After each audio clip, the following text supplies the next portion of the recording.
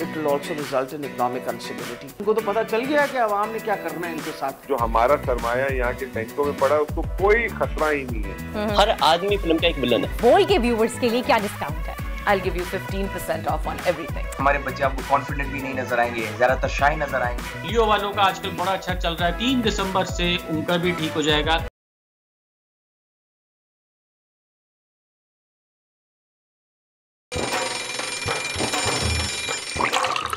आजकल सबकी ही सुबह आउट ऑफ कंट्रोल है, दुनिया बोल है, तेरी दुनिया बोल है।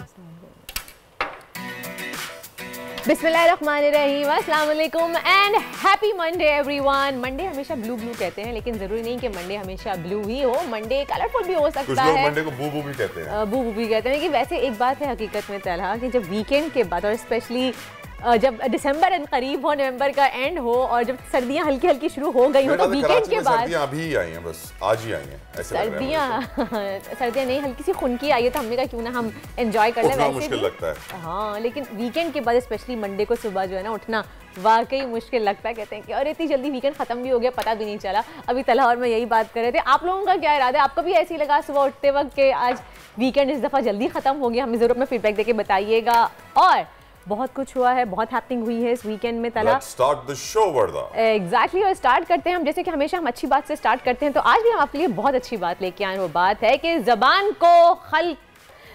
खल्क को नकारा खुदा समझो। और ज़बान खल्क उस वक्त क्या कह रही है, ये नौश्ताए दीवार है। आज़ाद कश्मीर के बल्दियाती इंतखाबात के नताइज चीख चीख कर बता रहे हैं कि इस वक्त मुल्क की सबसे मकबूल तरीन जमात कौन सी है, अवाम किसको हुक्मरान देखना चाहती है। ये बात अब किंग्स मेकर को समझ जानी चाहिए कि पाकिस्तान तहरीक इंसाफ इस वक्त बेशक मुल्क की मकबूल तरीन जमात बनकर उभरी है और आज़ाद कश्मीर में 31 साल बाद होने वाले बल्दियाती इंतखाबात में पाकिस्तान तहरीक इंसाफ 34 सीटों के साथ पहले नंबर पर है। किंग मेकर का आपने जिक्र किया, समझ जानी चाहिए उनको ये बात। किंग पिन चेंज हो चुका है। अल्लाह खैर करे। हम मजीद इस बारे में अपने शो में बात करेंगे, लेकिन नजर डालते हैं आज की टॉप स्टोरीज पर। ज़बान खल्क को नकारा खुदा समझो। आज़ाद कश्मीर के बल्दियाती इंतखाबात PTI की मकबूलियत का मुंह बोलता सबूत है। पंजाब और KP असम्बलियाँ भी कप्तान के इशारे के मुंतज़िर। PTI सिस्टम से बाहर गई तो क्या सिस्टम बाकी रह पाएगा?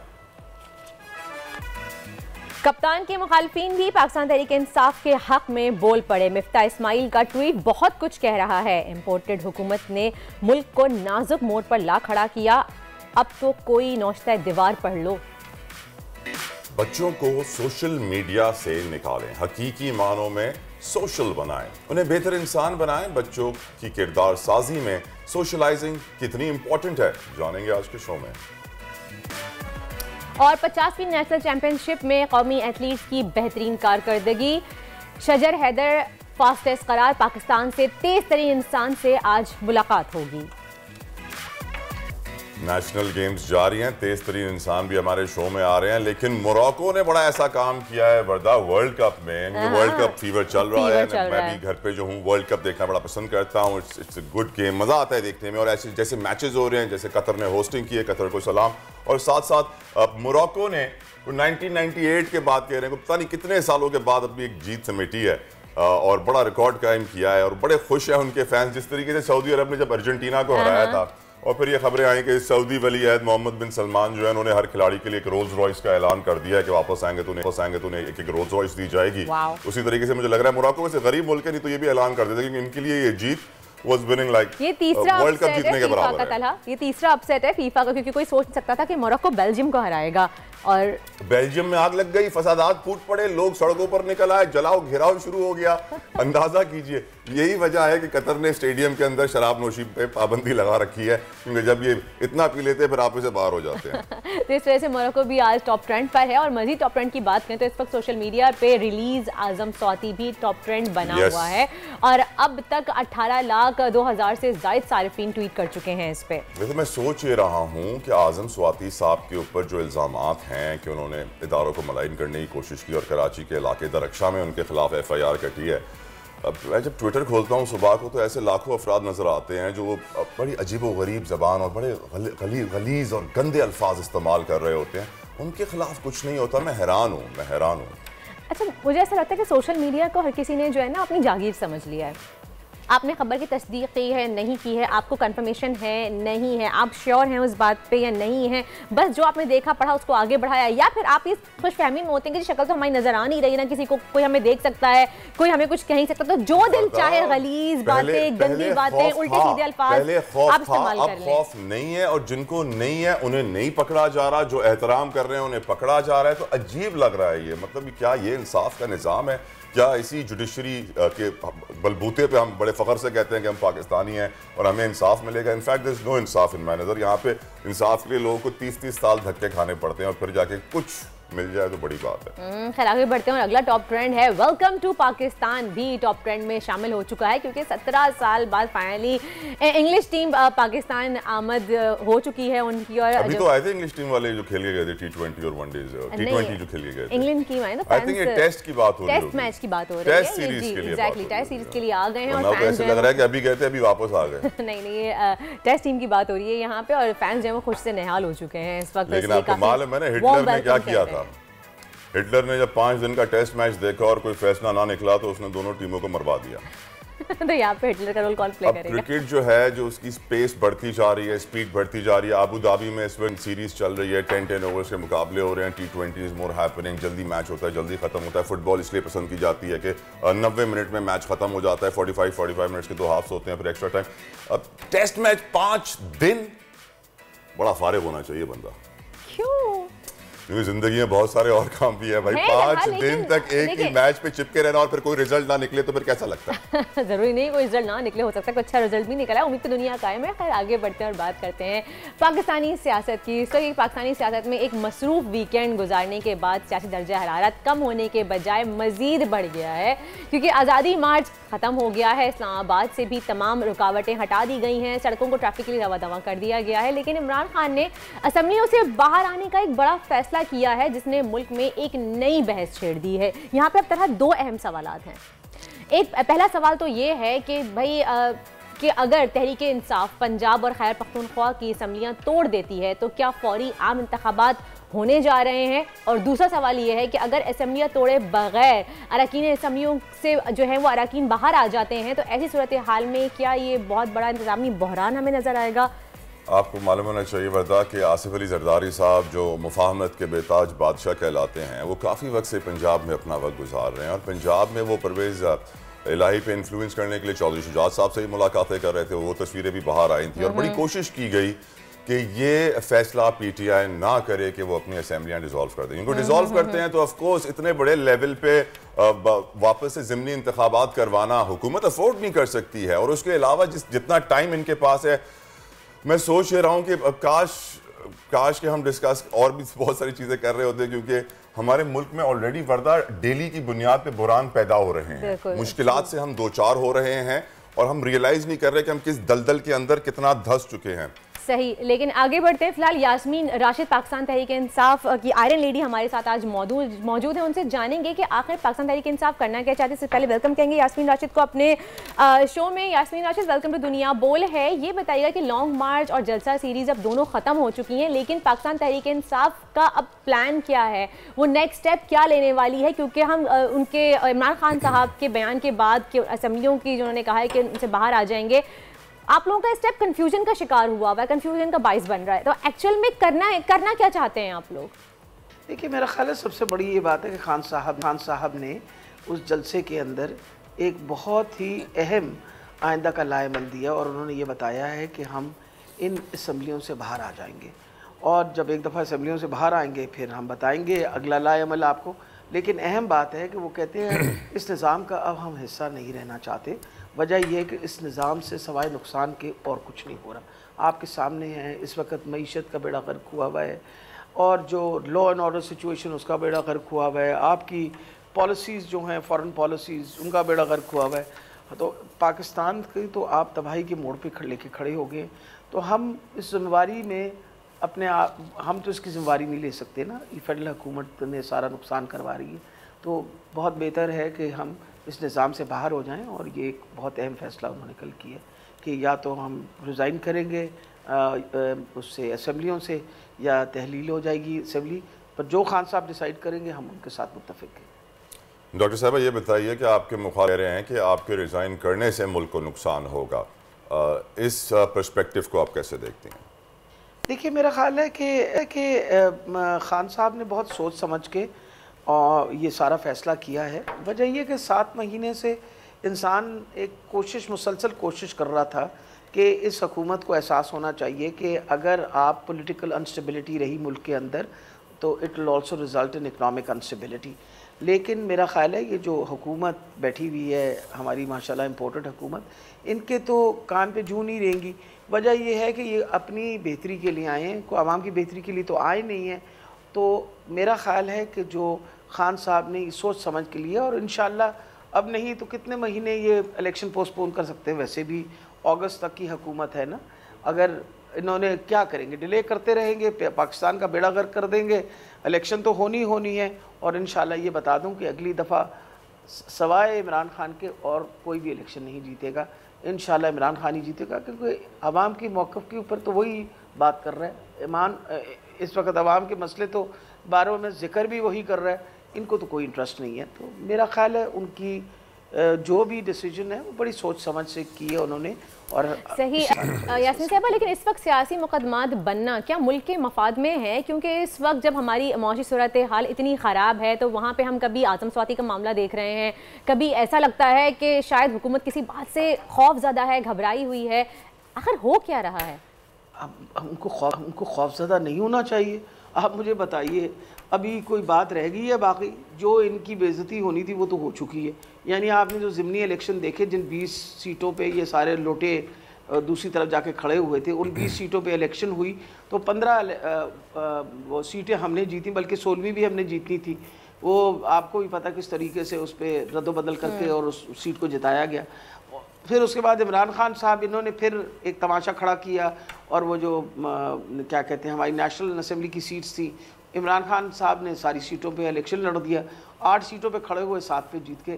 तो इनको पता नहीं है, इनको तो पता चल गया कि आवाम ने क्या करना है इनके साथ। इस वजह से तो ये घबराए हुए हैं और परेशान हैं, और इसी ऑल फॉल जो है वो कर रहे हैं। और इसका सबसे बड़ा नुकसान जो है वो आपको पता है हुकूमत पाकिस्तान के लोगों को और पाकिस्तान की आवाम को है। मईशत का बेड़ा गर्क किया हुआ है, महंगाई आसमान पे चढ़ी हुई है, लोगों की ज़िंदगी मुश्किल हुई हुई है, लोग तो बिखरे हुए हैं। आपने देखा नहीं कि कल के वो परसों के उसमें जलसे के अंदर किस तरह लोग बाहर निकले हुए थे। मैं तो देख के हैरान हो गई, क्या छोटा क्या बड़ा, क्या बुजुर्ग, क्या ख़वातीन, यानी लोगों का एक जमे गफ़ीर था।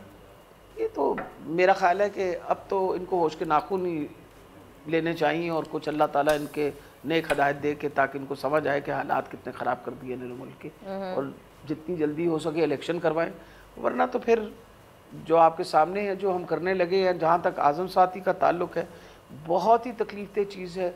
एक फाशिस्ट हुकूमत ये कर सकती है। लेकिन आप मुझे बताइए, जिसका डॉक्टर साहबा ये बताइएगा, परवेज़ इलाही साहब ने वजाहत तो कर दिया है, बता भी दिया है कि वो एक इशारे पर हुकूमत ख़त्म कर देंगे अपनी पंजाब की, लेकिन अफवाहें गर्दिश कर रही हैं, बातें ये हो रही हैं कि शायद कोई इख्तिलाफ है इमरान खान और परवेज़ इलाही के दरमियान।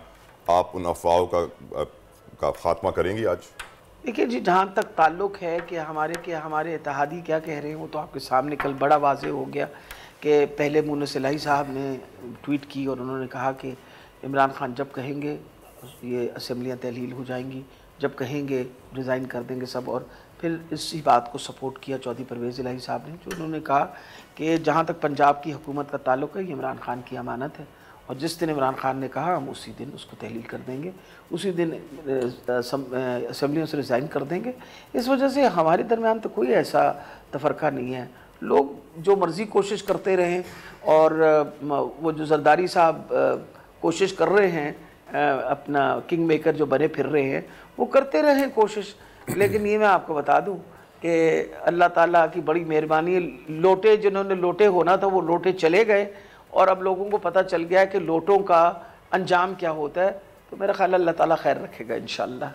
इंशाल्लाह। शुक्रिया, थैंक यू सो मच। हमारे साथ मौजूद थी यास्मीन राशिद साहिबा, पाकिस्तान तहरीक इंसाफ की आयरन लेडी हैं।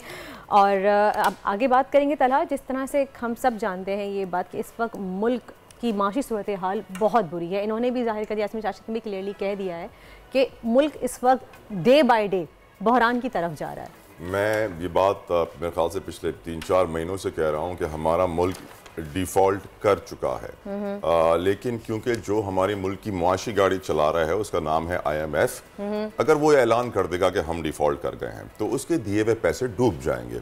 तो वो कभी हमें ऐलान नहीं करने देगा कि आप डिफ़ॉल्ट कर गए हैं, वो आपको 2-2 रुपए देता रहेगा, बोला गाड़ी चलाते रहो ताकि मेरे पैसे ना डूबे, मेरी किस्तें आती रहें। अगले साल हमें फिर तकरीबन $40 बिलियन की ज़रूरत है।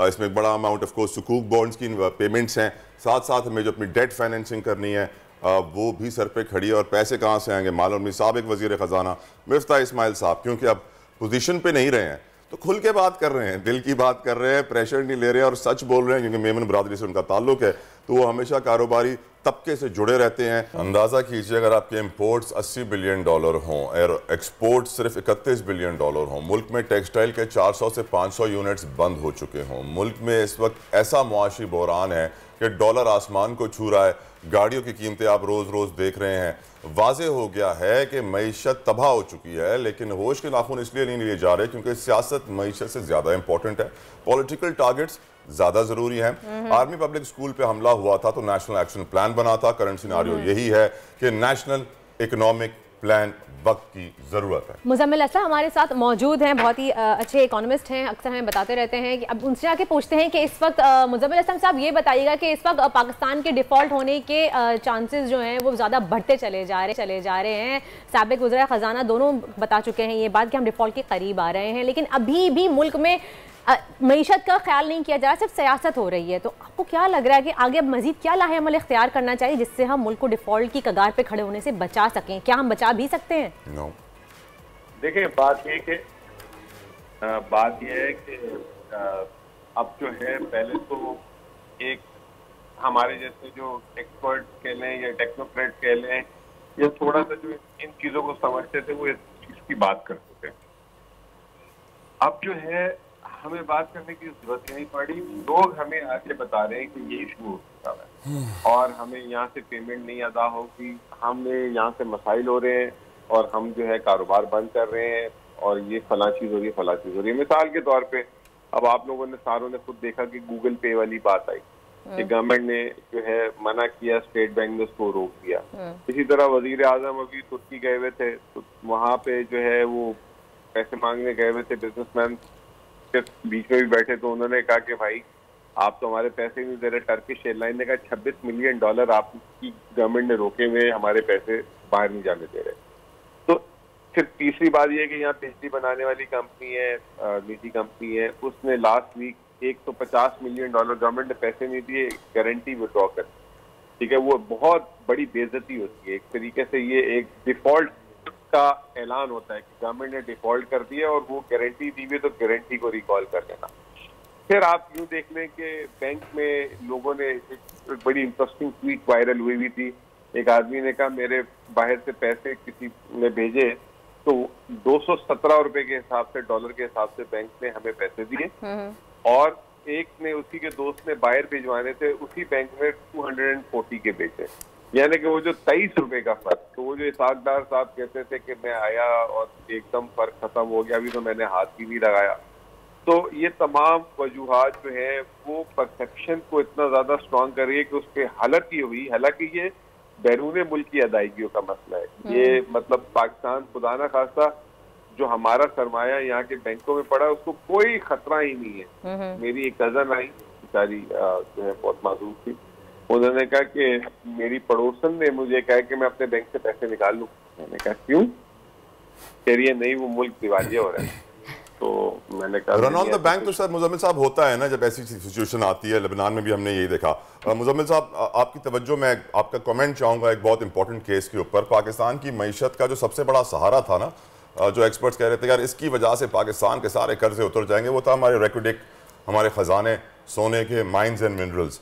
सर हकीकत ये है कि डीसी मटियारी पकड़े गए हैं, उन्होंने 182 करोड़ कैश निकाल लिया था।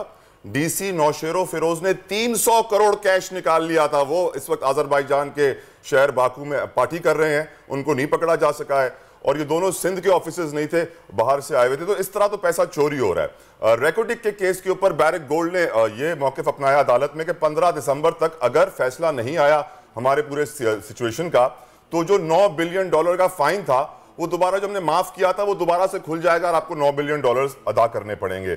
और जिस तरीके से पाकिस्तान के माइंस और मिनरल्स दिए जा रहे हैं, आपका कमेंट इसके ऊपर सर?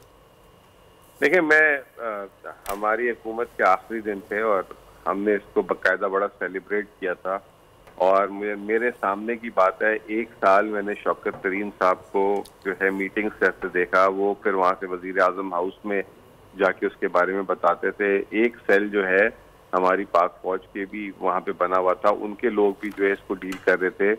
और फिर जब ये डील फाइनल हुई तो ये लोग टर्की भी गए थे, यूएस भी गए थे, बड़ी मुश्किल से मना के लाए थे और $10 अरब कुछ का जुर्माना था।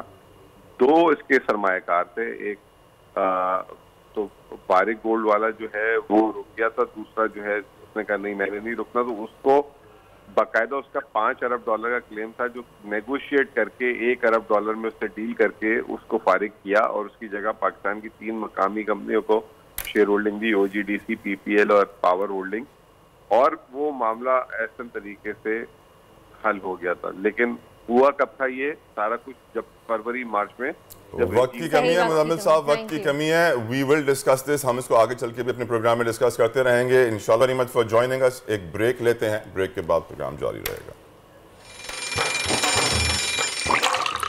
आजकल जिंदगी ही सुबह आउट ऑफ कंट्रोल है, दुनिया बोल है, तेरी दुनिया बोल है। Welcome back after the break. आप देख रहे हैं दुनिया बोल है। कभी कभी गाड़ी की बैटरी ख़राब हो जाती है तो गाड़ी को धक्का लगाकर स्टार्ट कर लिया जाता है और बैटरी फिर चार्ज हो जाती है। लेकिन अफसोस की बात यह है कि हमारी लॉलीवुड इंडस्ट्री इस वक्त एक जानदार धक्के के बावजूद भी आगे बढ़ नहीं पा रही है। तला क्यों? टिच बटन ज़रार आपने देख लिया क्या? इतनी बकवास फिल्में थी कि आप ऐसी बातें कर रही हैं? मैंने नहीं देखी है, लेकिन पता नहीं शायद लोग देखना पसंद नहीं कर रहे हैं। टिच बटन की तो बात खैर बाद में करेंगे, लेकिन अगर ज़रार की बात करें तो उसने पिछले 3 दिनों में कुछ 3 से 4 करोड़ का बिजनेस किया तो है, लेकिन टिच बटन कई सिनेमा घर जो है वो अभी भी खाली हैं। इतनी ज़्यादा, जैसे मौला जट पे हम एक्सपेक्ट कर रहे थे कि बहुत ज़्यादा रश था, एक लोग बहुत खुशी से मूवी देखने के लिए जा रहे थे, लोग डेस्परेट है देखने के लिए। लेकिन ज़रार हालांकि शान की फिल्म है, लॉलीवुड का एक बहुत बड़ा नाम है पाकिस्तान इंडस्ट्री का, लेकिन उसके बावजूद भी शायकीन इतनी ज़्यादा डेस्परेट नज़र नहीं आए मूवी देखने के लिए। वजह क्या है इसकी? जानते हैं पाकिस्तान की एंटरटेनमेंट इंडस्ट्री के रिनाउंड एनालिस्ट हमारे साथ मौजूद हैं, कामरान जावेद। कामरान, क्या वजह है इसकी? वर्दा।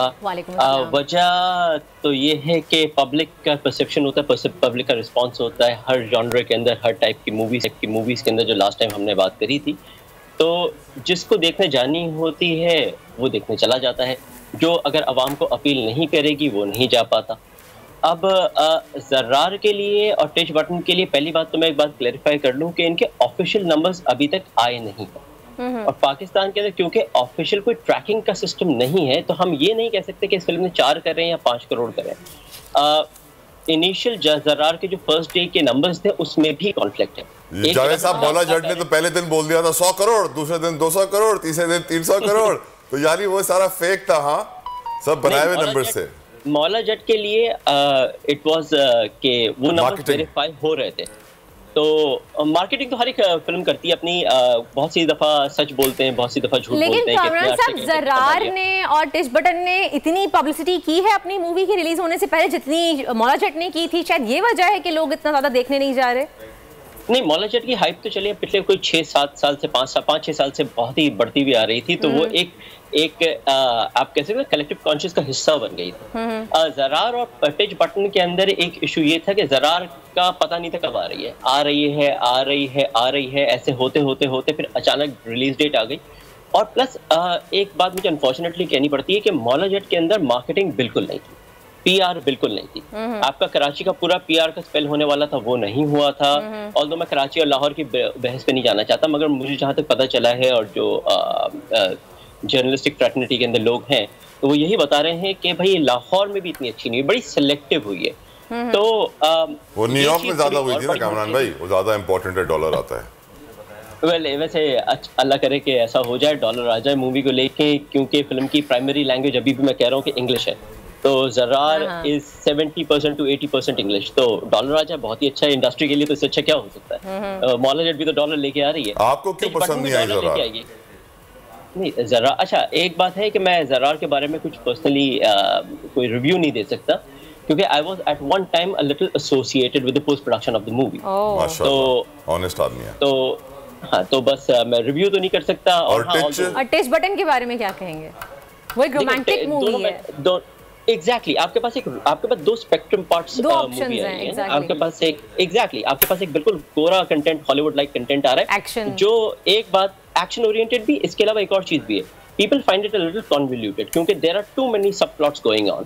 चांद जिस टाइप की कहानी कहना चाह रहा है उसके अंदर एक्शन थ्रिलर एलिमेंट्स तो हैं मगर उसमें जियोपॉलिटिकल कॉनोटेशन बहुत ज्यादा है और वो ऐसी हो रही होती है कि अगर एक फिल्म में जब 9 ही विलन आपके पास भरे हों, हर आदमी फिल्म का एक विलन है, तो विद एक्सेप्शन टू शान और नदीम बेग साहब, तो आपके पास इतनी सारी विलन की सब प्लॉट। ये बड़ी आपने इंटरेस्टिंग बात बताई है कि हर आदमी फिल्म का विलन है।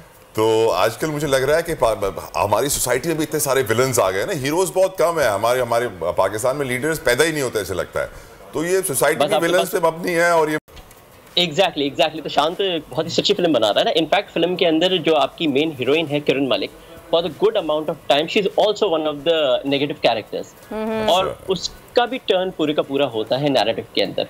तो एक ये चीज है कि वो जैसे आपने कहा कि अक्कासी करने वाली बात, किरण प्लेज अ जर्नलिस्ट और शान का एक पर्सनल मैसेज हो जाता है, एक पर्सनल मिशन हो जाता है कि भाई वो वापस सच्चाई देख ले। तो ट्रूथ इज एक्चुअली रिफ्लेक्टिव। आप स्टोरी रिवील कर रहे हैं? नहीं, वो कोई आदमी स्टोरी रिवील नहीं कर सकता, इतनी सारी कहानी है। वर्दा के लिए इशारा काफी होता है, अभी उसने पूरी फिल्म देख ली है।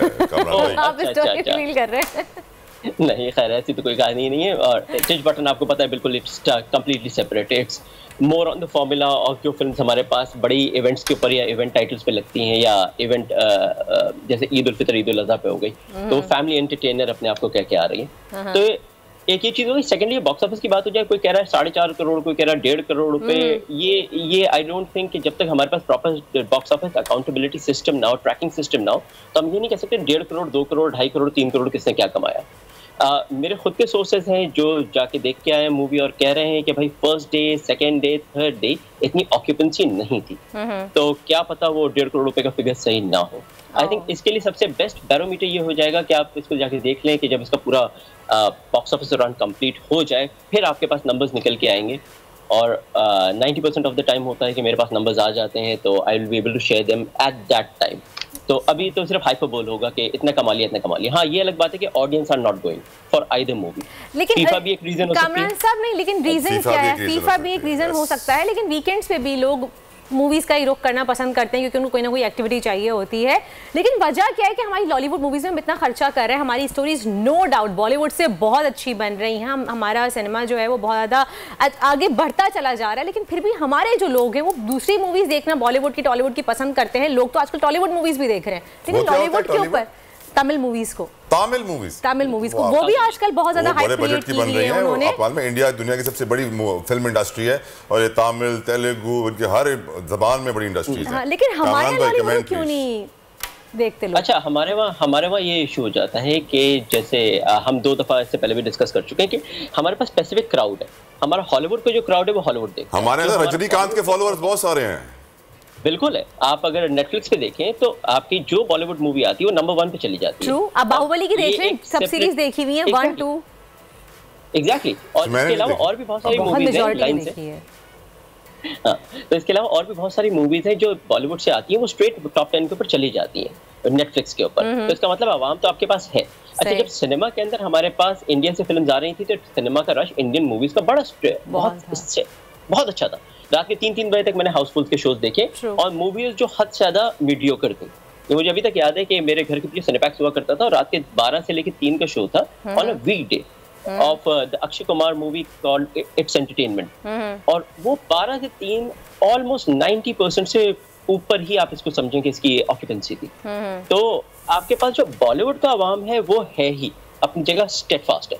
जो हॉलीवुड का है वो हॉलीवुड देखता है, मगर प्रॉब्लम की बात ये आ रही है कि जब आपके टिकट प्राइस इतने महंगे हो रहे हैं, आपके पास 4 हफ्ते के बाद जो मास्टर प्रिंट ऑनलाइन आ जाती है, पायरेसी वैसे भी पाकिस्तान में बहुत आसानी से चलती है, तो लोग हॉलीवुड वाली के लिए भी नहीं सिनेमा जा रहे हैं। सही, thank you so much Kamran. I guess यही वजह है कि लोग शायद फ्री टिकट्स का वेट करते हैं या कोशिश करते हैं, ऐसी चीज का इंतजार करते हैं शायद मूवी नेटफ्लिक्स पे लग जाए या कहीं आ जाए, पायरेटेड मूवी मिल जाए कहीं से, तो हम देख ले। इतने पैसे खर्च करके पाकिस्तानी मूवी कौन देखने जाए? शायद यही वजह है कि हमारी सिनेमा इंडस्ट्री जो है वो बढ़ नहीं रही है। लोगों को भी ख्याल करना चाहिए, जहाँ हम बॉलीवुड मूवीज देखते हैं, जहाँ बॉलीवुड मूवीज जाके देखते हैं सिनेमा घरों में, वहाँ पे भी हमारी मूवीज को भी चांस देना चाहिए। बहुत अच्छी मूवीज बनती है हमारे यहाँ की, बहुत अच्छी स्टोरी होती है, सिनेमाटोग्राफी होती है, आपको जरूर देखना चाहिए। अब मूवी से आगे कुछ पढ़ाई की बात कर लेते हैं तला। यकीनन करनी चाहिए। एजुकेशन अलर्ट हमारा सेगमेंट अब से है जिसमें हम एजुकेशन की बात करते हैं। गुज़िश्ता रोज़ ही मैंने बड़ा अच्छा एजुकेशन से रिलेटेड इवेंट अटेंड किया था, उसके ऊपर रिपोर्ट एक बनाई है छोटी सी, आपको कल इंशाल्लाह दिखाएंगे। आज आपको एक रिपोर्ट दिखाना चाहते हैं, मिलवाना चाहते हैं। हमारे नुमाइंदे हैं राजा इमरान, जो कि इंटरनेशनल एकेडमी के चेयरमैन और प्रिंसिपल अब्दुल्ला के साथ मौजूद हैं इस वक्त, और इस एकेडमी ने बड़े नए तकाज़ों के साथ एजुकेशन को अपडेट कर रहे हैं, अपने स्टूडेंट्स को प्रमोट कर रहे हैं। देखते हैं क्या बता रहे हैं हमें राजा इमरान। जी बिल्कुल, इस वक्त मैं क्लिफ्टन में मौजूद हूँ शोल इंटरनेशनल एकेडमी में, जहाँ पर आज इफ्तिताह किया जा रहा है। और इस हवाले से मैं बताता चलूँ कि इनकी कोरंगी में भी एक ब्रांच है, और उसके बाद आज ब्लॉक 2 में जो है ये ब्रांच का इफ्तिताह किया जा रहा है। इस वक्त शोल इंटरनेशनल एकेडमी के जो ऑनर हैं वो मेरे साथ मौजूद हैं। इनसे ये भी बात करते हैं कि क्या क्या फैसिलिटीज़ यहाँ पर दी जा रही हैं, और इस हवाले से मज़ीद भी बात करते हैं। अस्सलाम वालेकुम सर।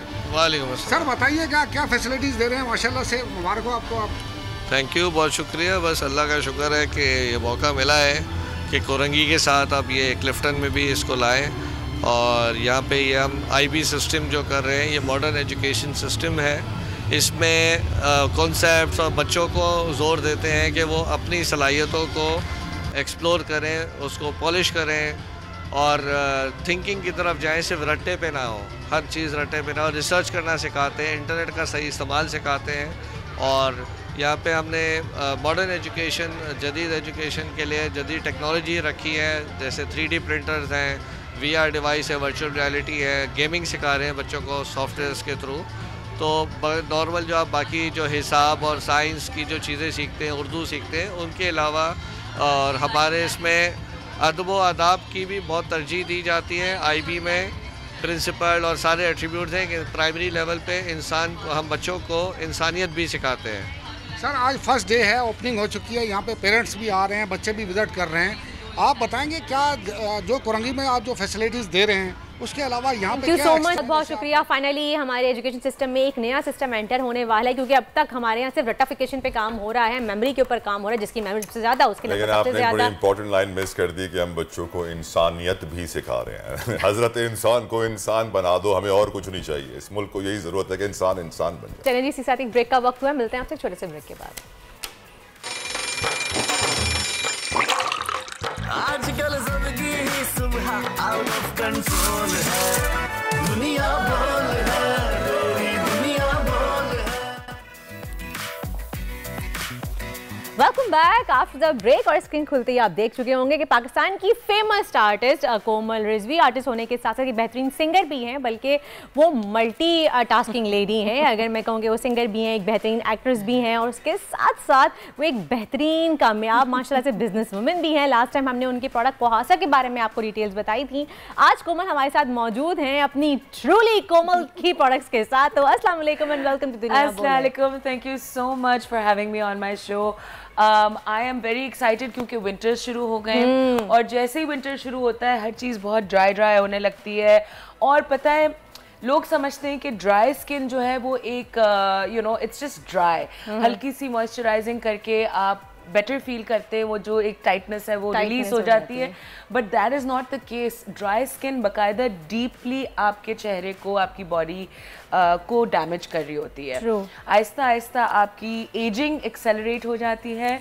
उसके अलावा आप के स्किन भद्दी होने लगती है। अच्छा, ड्राइनेस की वजह से एक्ने भी हो जाती है आपको? ओवर ड्राइनेस, यकीन करें, लोग समझते हैं कि ऑयली स्किन, अगर आप ज़्यादा dry skin pay anything greasy खा लें या चॉकलेटी खा लें या शुगर खा लें, फ़ौरन आपकी एक्ने शुरू हो जाती है। तो उसकी वजह से हमने एक स्पेशल विंटर पैक लॉन्च किया है जो कि 30% ऑफ है। और उस विंटर पैक में क्या क्या होगा, आपकी पूरी बॉडी की नीड्स होंगी। सबसे पहले तो there will be a hand and foot brightening moisturising cream.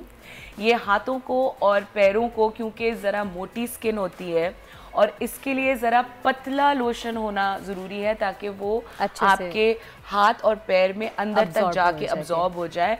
Usually लोग पेट्रोलियम जेली या वैसलीन लगा लेते हैं और आप नोट करें, आप अगर कभी लगाएं तो ऊपर ऊपर चिप हो जाता है। आप कहीं पैर भी रखें तो वो निशान छोड़ता है, चिपचिपा है। Exactly, so it's not helping you क्योंकि वो बहुत ही मिनिमल अब्जॉर्प्शन होती है स्किन की।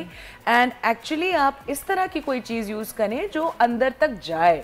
तब पैरों पे आप तेल लगाएंगे तो it's not going to help you. अगर आप पतला लोशन लगाएंगे तो इंस्टेंटली आपकी स्किन जो है वो अब्सॉर्ब हो जाएगी। अच्छा, और आई वांट टू हाईलाइट, आपने कहा कि ब्राइटन क्रीम है। Yes, and the reason that हमने इसमें एलोवेरा और विटामिन ई डाला है क्योंकि जो लेडीज ड्राइव करती हैं या जो बहुत खुले जूते पहनती हैं, उनके टैन के निशान बने हुए हैं, उनके जो हैंड्स हैं वो उनके बाकी के हाथ से अलग डार्क हैं, तो ये उन लेडीज के लिए है जो इवन टोन करना चाह रही हैं, जो अपनी हाइपर पिगमेंटेशन कम करना चाह रही हैं।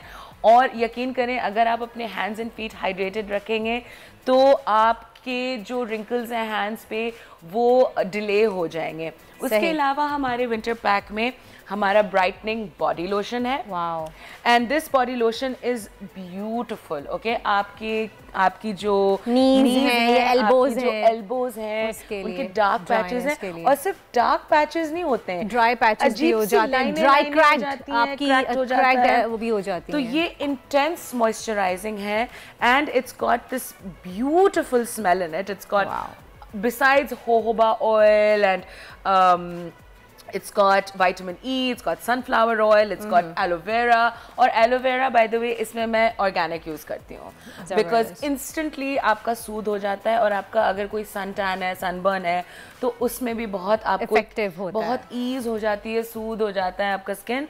सो this is for your entire body. Komal, मुझे हाइलुरोनिक क्रीम के बारे में आप बताएं अपनी जल्दी से, क्योंकि yes so I was coming to जो हमारे विंटर पैक में जो तीसरा प्रोडक्ट है, पूरे पैक पे 30% ऑफ है, वो ये मेरी amazing deep moisturising hyaluronic acid cream है। आपको शायद पता नहीं होगा बट हाइलुरोनिक एसिड का एक मॉलिक्यूल अपने से कई हजार गुना मॉइस्चर आपके एनवायरनमेंट से कैप्चर करके आपकी स्किन पे रिटेन करता है। लेकिन हाइलुरोनिक क्रीम को सही तरीके से लगाने का मेथड क्या, तरीका क्या? क्योंकि कहते हैं कि हाइलुरोनिक को आप मॉइस्ट स्किन पे लगाएं। No, that's not necessary. These are myths. Just these are myths. These are myths. Yes, moist skin is kind of maybe better for a serum. लेकिन ये क्रीम इतनी लाइट है कि आप इसको दिन में 10 दफ़ा लगाएं, आप इसको 50 दफ़ा लगाएं. It is just a really good ingredient to put on your skin. And वो deeply skin को heal करेगी आपकी? Heal तो नहीं, it doesn't have healing properties. Okay. This is a moisturizing. तो deeply moisturize करेगी. और अगर आपकी skin consistently अगर आप उसको moist रखते हैं तो आप अपनी aging delay कर रहे हैं, आप अपनी patchy skin delay कर रहे हैं, आपका skin का texture, जैसे आपका skin का texture इतना smooth है, उस पे मेकअप बेहतर लगता है. आप विदाउट मेकअप आप सिर्फ ज़रा ग्लॉस लगा लें तो you look fine, and it's only because your skin is very deeply moisturised. Anyway, so this pack is 30% of अगर आप तीनों चीज़ें लें. और अगर आप, मैं चाहती हूँ कि आप लोग इसको ट्राई करके तो देखें, because honestly this is such a great product. It's got niacinamide in it, यानी vitamin B5. It's got vetiver roots in it. ये अगर आप अकेला लेंगे तो ये मैंने 45% 45% डिस्काउंट ऑफ मैंने दिया हुआ है अगर आप सिर्फ ये लेंगे. अच्छा कोमल, आपकी तमाम प्रोडक्ट्स से मुझे बताएं कि बोल के व्यूवर्स के लिए क्या डिस्काउंट है? वैसे तो कुछ नहीं है. वैसे कैसे हो सकता है भाई, हमारे व्यूवर्स आएंगे आपके पास तो कुछ डिस्काउंट मिलना चाहिए. ओके फाइन, आपके लिए अगर, बिकॉज खास आपके लिए by the way, thank you, मैं अनाउंस करती हूँ that site wide I will give you 15% off on everything. 15% discount. Truly Komal की तमाम प्रोडक्ट्स पे और विंटर्स आ गए हैं तो आप बहुत जल्दी ये तमाम जो आपके डिस्काउंट्स हैं इनकी प्रोडक्ट पे आप अवेल कर सकते हैं. जबरदस्त. And you know what, I will do one more thing for you. अगर आपने 10,000 का, क्योंकि हमारा एवरेज टिकट साइज 10-12,000 होता है, अगर आपने 10,000 रुपए की चीज़ें ली तो आपको 1,000 रुपए अगले परचेस पे मुफ्त मुफ्त मुफ्त। वाह, thank you Komal, thank you so much. तो बोल की व्यूअर्स अब आप फ़ायदा उठा सकते हैं ट्रूली कोमल की प्रोडक्ट्स पर। 10,000 की परचेज करते हैं तो 1,000 रुपये की परचेजिंग आप नेक्स्ट प्रोडक्ट पे किसी पे भी आपको 1,000 रुपये का डिस्काउंट मिल जाएगा। अच्छा कोमल, प्रोडक्ट्स की बातें तो हो गई, अपनी लाइफ के बारे में बताएं, क्योंकि सिंगिंग क्यों छोड़ दी? हम तरस रहे हैं कोमल के गाने सुनने के लिए। भाई गॉश, मुझे टाइम ही नहीं मिलता है माशाल्लाह। मैं आफ्टर कुहासा and truly Komal I really, and then मैं इतना ट्रैवल करती हूँ, मेरे इतने सिंगिंग टूर्स होते हैं अमेरिका में, literally I don't have time to do anything else. और मैं बहुत मिस कर रही हूँ म्यूज़िक, और अनकरीब I am going to possibly start working on some new song or something. Lekin yeah, and you know I'm just really loving developing these products because मैं अपने products पे Canada के chemists उनके साथ मिलके काम करती हूँ, और मैंने इतना सीखा है, मुझे इतना interesting लगता है to learn about new things. It becomes your new passion now. It's become my new passion. Yeah. अब जैसे for instance ये Magic Grow oil treatment है, right? इसमें आप यकीन नहीं करेंगी, इसमें बादाम का तेल, lavender oil, vitamin E, coconut oil, खस की roots, vetiver roots, argan oil, grape seed oil, apricot kernel oil, and अगर आप देखें इसके अंदर एक कमल का फूल है। ओके, अगर जूम करके दिखाएंगे तो हम अच्छा आजकल हेयर फॉल प्रॉब्लम बहुत ज्यादा चल गई है, तो you can go with the winters में आपकी स्कैल्प हो जाता है, डैंड्रफ हो जाती है, और मैं आपको तेल लगाने का सही तरीका बताती हूँ गाइस। प्लीज़ ओवरनाइट आप तेल मत लगाया करें, इससे आपके बालों की रूट्स ब्लॉक हो जाती हैं और आपके बालों को बहुत ट्रॉमा होता है। नहाने से पहले हल्का सा अगर आप गर्म कर सकते हैं तो ठीक, that's great, otherwise that's not even necessary. आप 5 to 10 मिनट्स, मैक्स 15-20 मिनट्स आप अपने रूट्स पे हल्का हल्का स्कैल्प को मॉइस्चराइज करें, क्योंकि आपकी जड़ों में जाके ये खाना देता है तेल, और ये रियल तेल है, अच्छे से अब्जॉर्ब हो जाएगा। सही। आजकल बच्चे जो हैं वो ज़्यादातर सोशल मीडिया पे लगे रहते हैं। अगर आप छोटे छोटे बच्चों की बात करें, सोशल मीडिया पे सारे लगे हुए होते हैं, लेकिन सोशलाइज होना पसंद नहीं करते। फिजिकली यू मीन मिलना नहीं? फिजिकली भी आप क्यों, खास तौर पर खानदान की बात आ जाए तो वहाँ बच्चे अवॉइड करते हैं फैमिलीज में जाना, चच्ची फुप्पो खाला ताया, या खानदान में कोई शादी में जाए तो भाई खानदान की शादी है हम नहीं जा रहे, लेकिन हाँ अगर किसी दोस्त की शादी है तो भाई वो टोस्ट पे खड़े होते हैं जाने के लिए। तो क्यों, क्या हम बच्चों को हमने गैजेट्स में इतना ज़्यादा लगा दिया है कि वो सोशलाइज होने से डरते हैं? I mean definitely I believe, जैसे मेरे दोनों भाइयों के 3-3 माशाल्लाह बच्चे हैं, दोनों बहुत बैलेंस्ड अपने बच्चों को, जिनको बहुत शौक़ होता है उनको थोड़ा ज़्यादा टाइम अलाउ करते हैं, जिनको इंटरेस्ट नहीं है, जैसे मेरी जो नीस है नतालिया, उसको कोई इतना ख़ास इंटरेस्ट नहीं है, उसको वो थोड़ा कम अलाउ करते आईपैड पे और यूट्यूब पे टाइम। लेकिन अगर मैं कहती हूँ कि मेरे सामने 6 बच्चे बड़े हो रहे हैं, अगर आप सिर्फ कॉन्स्टेंटली एक बात रीइटरेट करते रहें बार बार कि भाई ख़ानदान जो है, फैमिली जो है वो बहुत इम्पोर्टेंट है, तो ये समझाना बहुत ज़रूरी है। दिखाएंगे नहीं, लेकिन जब वो बड़े हो जाएंगे कहीं उनकी साइकी में ये बात बसी हुई होगी। सही। हमाद साफ़ी मोटिवेशनल स्पीकर हमारे साथ मौजूद हैं, उनसे जानते हैं कि क्या करना चाहिए पेरेंट्स को आजकल। आपको क्या लग रहा है वजह क्या है कि बच्चे फैमिली से दूर हो रहे हैं, सोशलाइज होना ज़्यादा पसंद नहीं करते, बच्चों को अकेला घर में छोड़ तो दे वेरी हैप्पी कि हाँ हम घर में अपने टैब के साथ जो है वो बहुत खुश हैं। Hammad Safi, welcome to our show. बताइएगा कि रीज़न क्या है? देखें, चूँकि सोशल मीडिया और टेक्नोलॉजी इतनी ज़्यादा फैल चुकी है कि मुझे नहीं लगता कि अब कोई भी बच्चे इससे जो है फ्री है। हर एक बच्चे के इस्तेमाल में है, डेफिनेटली टैबलेट है या मोबाइल फ़ोन है या लैपटॉप है, सब घर में मौजूद है हर किसी के पास। अक्सर पेरेंट्स के भी जो है काम होते हैं, वालिदा का घर में काम होता है, वालिद साहब का बाहर काम होता है, तो वो बच्चों को टाइम नहीं दे पाते, इसी वजह से बच्चों को कोई गैजेट पकड़ा देता है। अब वो बच्चा उसमें इतना मुलविस हो जाता है, इतना एक्टिव हो जाता है कि वो फिर प्रैक्टिकल लाइफ को भूल ही जाता है। ज्यादातर वो सोशल मीडिया पे, गेमिंग में और इंटरनेट वगैरह पे टाइम गुजारते गुजारते वो जो एबिलिटी होती है सोशलाइज करने की और प्रैक्टिकलिटी की, वो धीरे धीरे वो मोरल डाउन होता जाता है बच्चे का। इसी वजह से हमारे बच्चे आपको कॉन्फिडेंट भी नहीं नजर आएंगे, ज्यादातर शाय नजर आएंगे और लोगों से बात करना पसंद नहीं करते। तो बात करते होगा तो कैसे बच्चों को सोशलाइज किया जाए? कितना इम्पोर्टेंट है ये बच्चों के लिए सोशलाइज होना? देखें, सोशलाइजेशन तो बहुत ज्यादा जरूरी है, क्योंकि एक बच्चे की जिंदगी में सोशलाइजेशन नहीं होगी, बाहर जाना, लोगों से मिलना, लोगों से बातचीत करना, तो वो बच्चा प्रॉपर्ली ग्रूम नहीं कर पाएगा।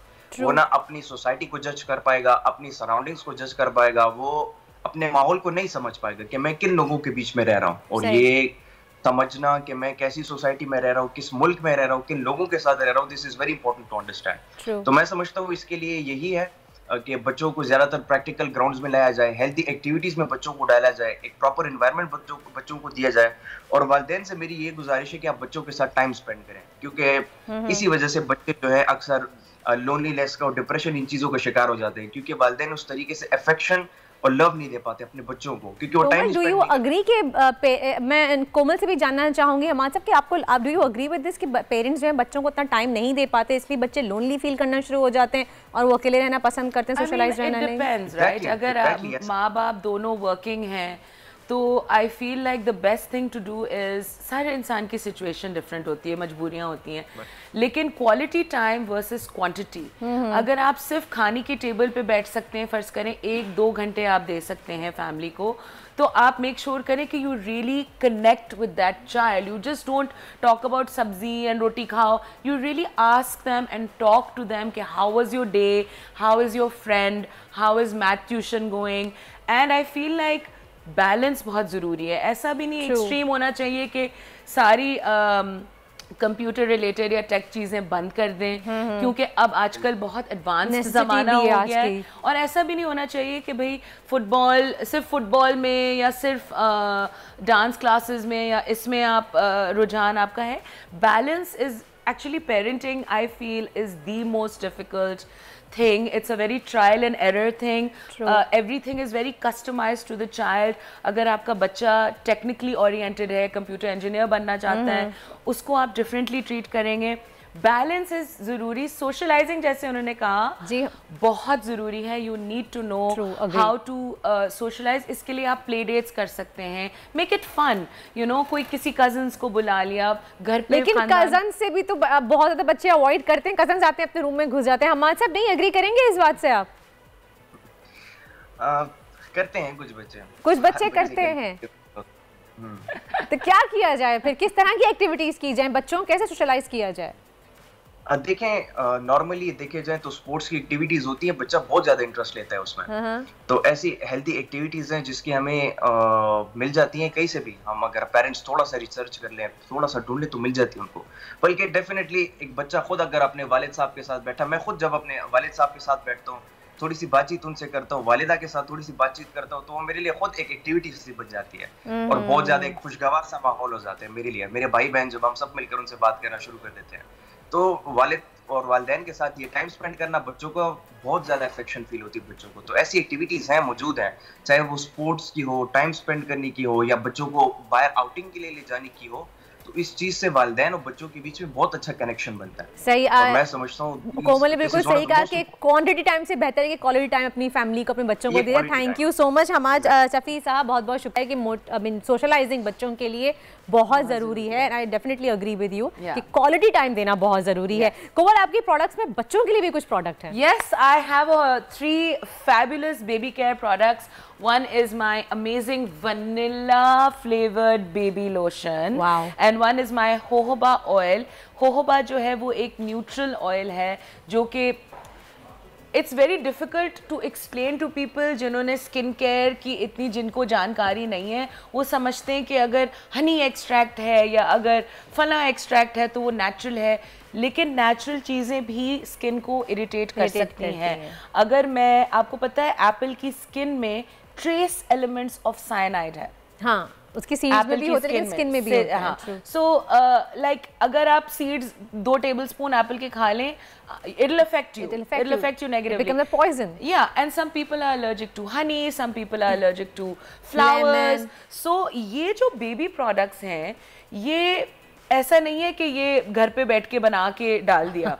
ये खास लैब में baby skin care is a different subject to normal skin care, because आपके बेबी की skin ultra sensitive, ultra delicate होती है। तो ये जैसे वनीला है या जोजोबा है, ये बहुत सोच समझ के यही इंग्रेडिएंट्स को मॉडिफाई किया जाता है ताकि आपकी बेबी को इरिटेशन ना हो, रैश ना हो, रिएक्शन ना हो। और ये कितनी एज तक के लिए है? ये तो मेरी दोस्तें, कुछ दोस्तें जो हैं जो they don't believe in like buying very complicated products, वो मेरे बेबी केयर यूज करती है। नहीं कितनी एज, लाइक अब 3 months 2 months फ्रॉम बर्थ आप ये ऑयल यूज कर सकते हैं। मालिश रोज कम से कम 5 मिनट्स कम से कम बहुत जरूरी है ताकि उसकी स्किन और जॉइंट्स को वो हो। बट यू नो ऑयल पे अगर मैं बात करूं तो वंस अगेन इसका मैं आप लोगों को बताना भूल गई कि इसको आप लोग परचेस करेंगे तो इस पे भी एक फैबुलस डिस्काउंट है ऑफ 40% ऑफ। इस पे मैंने आपको 45 बताया था हाइलुरोनिक क्रीम पे,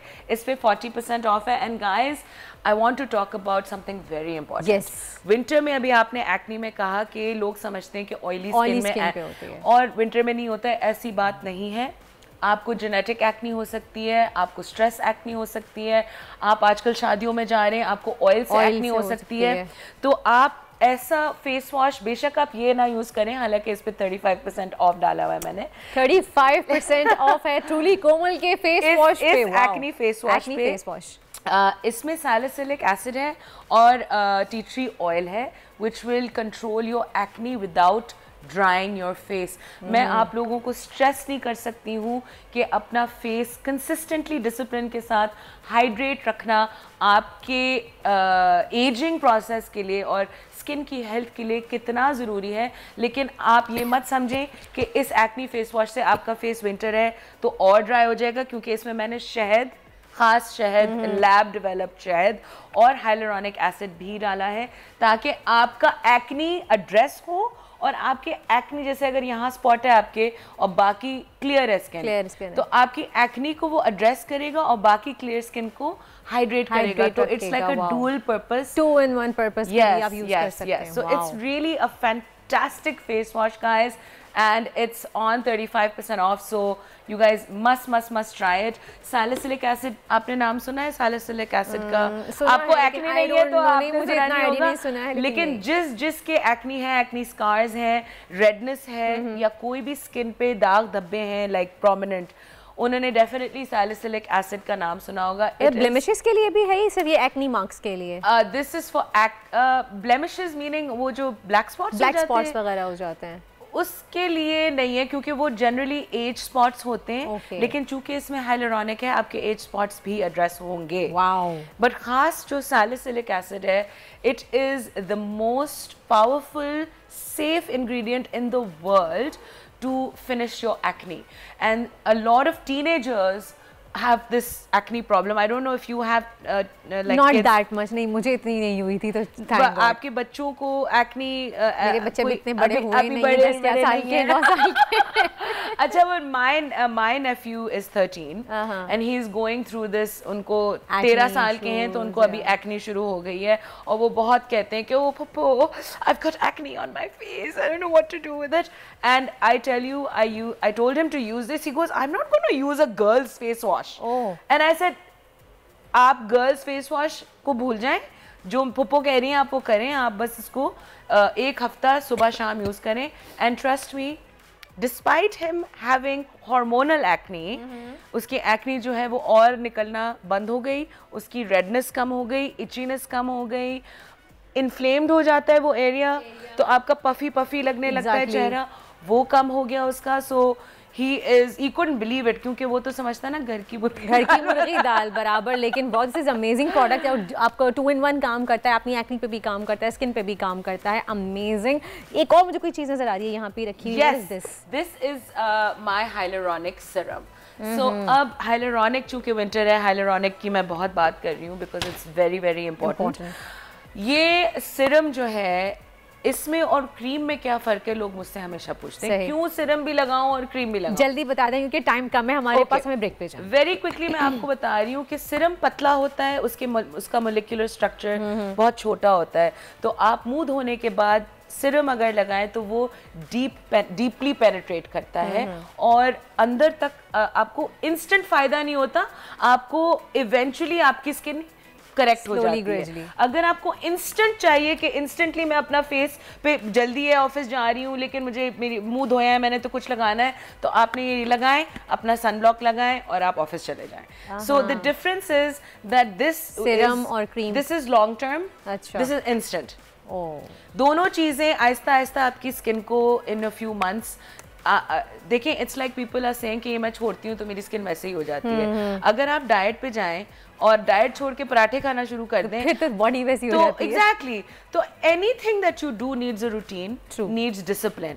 स्किन केयर आप अच्छी यूज करेंगे, उसके बाद आप वापस स्लीप नहीं करेंगे, पानी नहीं पिएंगे, अपना ख्याल नहीं रखेंगे, स्किन केयर का ख्याल नहीं रखेंगे तो स्किन ऑब्वियसली वैसे ही हो जाएगी, right? Thank you Komal, thank you so much, बहुत बहुत शुक्रिया एंड थैंक्स आपने हमारे व्यूअर्स के लिए ट्रूली कोमल की प्रोडक्ट्स पे डिस्काउंट दिए। Thank you so much once again. और इसी के साथ ही एक ब्रेक का वक्त हुआ है, मिलते हैं आपसे छोटे से ब्रेक के बाद। कीप वॉचिंग दुनिया बोल है।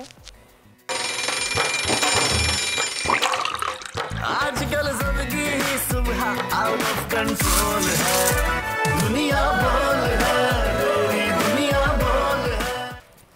Welcome back after the break. आप देख रहे हैं दुनिया बोल है और अब मौसम के हालात से आपको आगाह करते हैं। तो आज भी चारों सूबों में बारिश का कोई इम्कान नहीं है। आप स्क्रीन पे देख भी सकते हैं, यहाँ पे हमारी वॉल में कहीं भी बादल नज़र नहीं आ रहे हैं। और अगर लाहौर का हम रुख करें तो वहाँ भी स्मॉग की भी इतनी कैफियत नज़र नहीं आ रही है। लेकिन अगर हम मैदानी इलाकों की बात करें तो मैदानी इलाके सर्द हवाओं की लपेट में हैं इस वक्त और रफ्ता रफ्ता दर्जा हरारत में कमी रिकॉर्ड की जा रही है। गुज़िश्ता 24 घंटों में सबसे ज़्यादा ठंड स्कर्दू में हुई है, जहाँ पे -6 डिग्री सेंटीग्रेड टेम्परेचर रिकॉर्ड किया गया है। जबकि दूसरा नंबर कलात का है, जहां दर्जा हरारत -4 यानी कि -4 डिग्री रिकॉर्ड किया गया है। जबकि आज बड़े शहरों में कम से कम दर्जा हरारत कितना रहेगा आपको बताते हैं।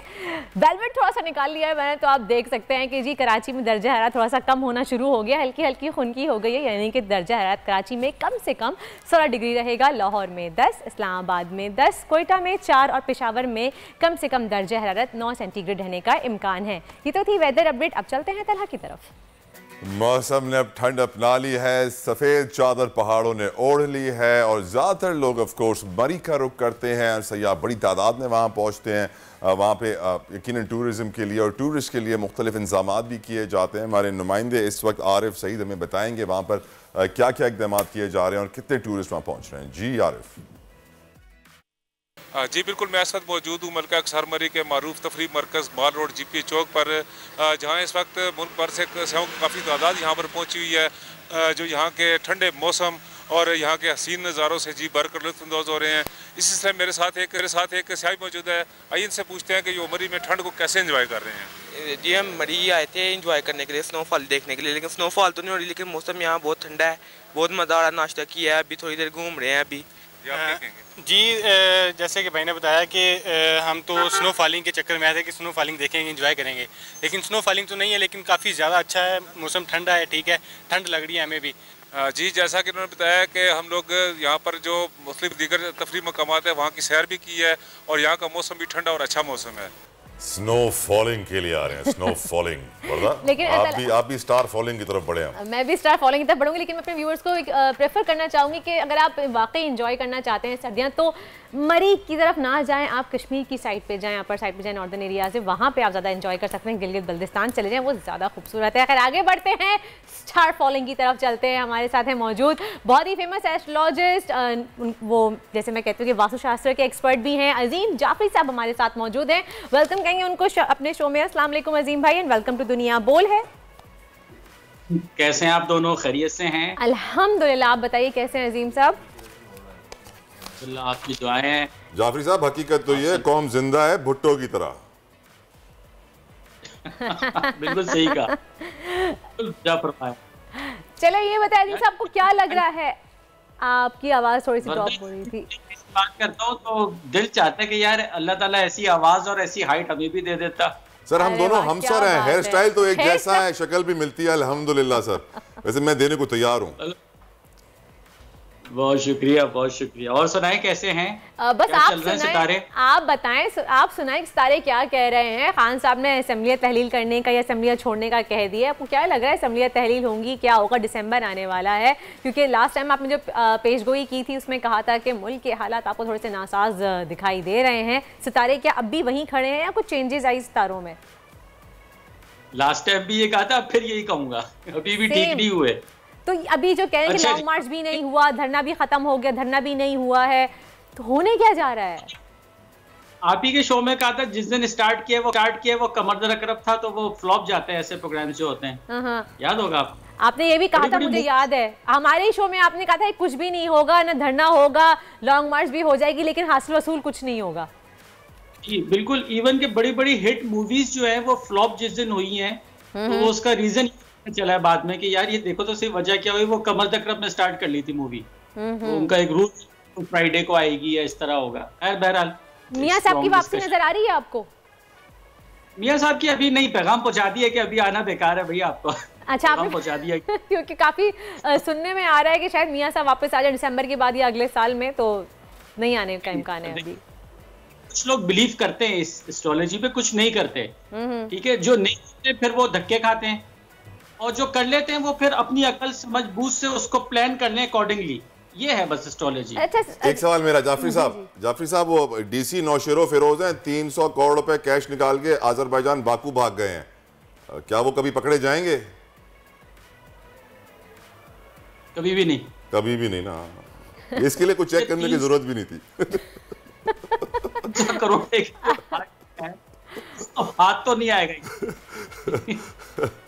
अल्लाह रहम फरमाए। अजीम भाई ये बताएं कि सुनने में आ रहा है कि सुनने में आया अंदर की खबरें मौसूल हो रही हैं इस तरह की कि खान साहब 3 महीने के लिए मुल्क से बाहर जाना चाहते हैं अपना इलाज करवाने के लिए।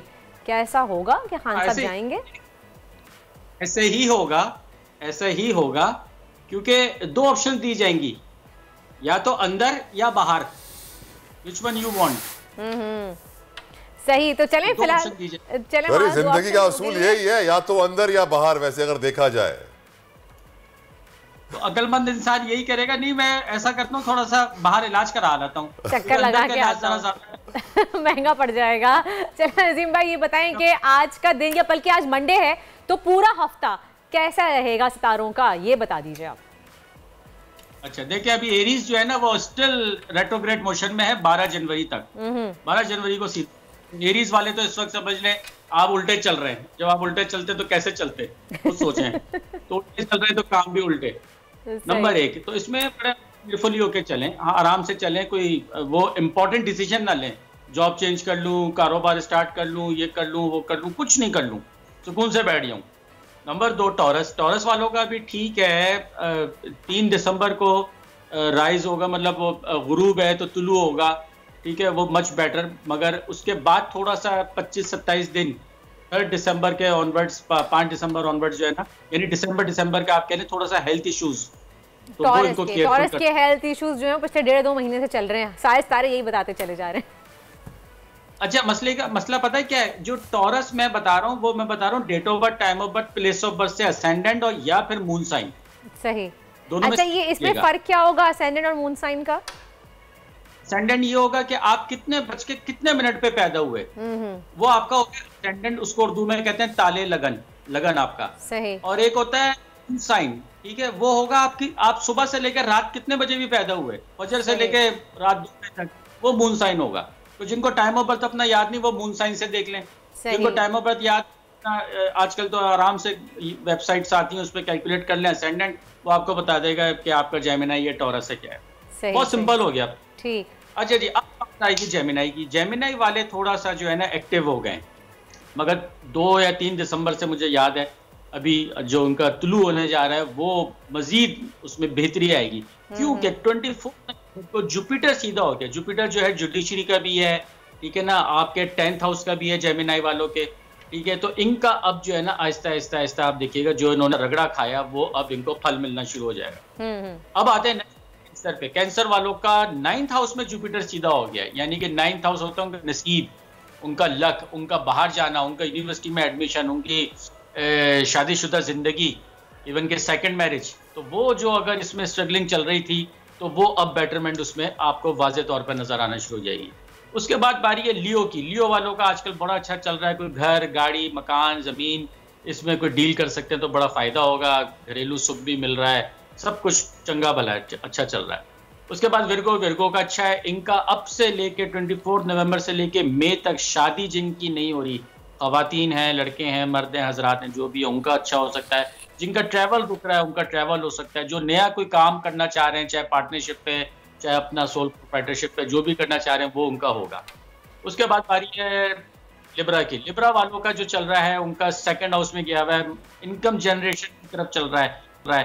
तो पैसा तो मैं ये करूँ, वो करूँ, इस तरह करूँ, खर्चा भी करूँ, कुछ इस तरह का आजकल उनका माइंड चल रहा है। ट्रैवलिंग कर जाऊँ या कुछ करूँ, आजकल लिब्रा जो है ना उसमें आजकल घुमा हुआ है, मगर 3 दिसंबर से उनका भी ठीक हो जाएगा, उनको क्लैरिटी आ जाएगी। अभी जो कोई डिसीजन लेना चाह रहे हैं बस उसमें डबल माइंडेड है वो। उसके बाद भाई स्कॉर्पियो वालों का काफी अरसे से कह रहा हूँ कि अच्छा नहीं चल रहा। आज भी ये कहूंगा 12 जनवरी तक बहुत मोहतात रहें, बहुत केयरफुली ड्राइव करें, मामला लेन देन के कोई पुराना कोई कोर्ट कचहरी केस दोबारा हो सकता है। उसके बाद बारी इसकी सेक्रेटरी से, अभी 24 नवंबर को ठीक हुआ है, ठीक से मुराद उल्टी चाल से सीधी चाल में आया है, तो अब काम बनेंगे, बाहर से पैसा भी आ सकता है, बाहर कोई बैरून मुल्क से किसी को कोई सपोर्ट भी कर सकता है आपको, कोई रिश्तेदार, कोई रिलेटिव, कोई दोस्त यार, ठीक है। अच्छा बारी है कैप्रिकॉर्न की, वो वैसे ही ठीक चल रहा है, उल्टी चाल से 23 अक्टूबर को ठीक हो गया था, अब तो बल्कि उनका और मजीद बेहतरी की तरफ होगा। उसके बाद कैप्रिकॉर्न की बात करें, नहीं कैप्रिकॉर्न का पूरा हफ्ता बहुत अच्छा जाएगा इंशाल्लाह। नहीं अब उनका अच्छा ही चल रहा है, क्योंकि आगे उसने जनवरी में ना एक्वेरियस में जाना है सैटर्न ने, सही, तो अब ऑलमोस्ट सब समझ लें तकरीबन 3 साल बाद उनका चेंज होने जा रहा है जनवरी में।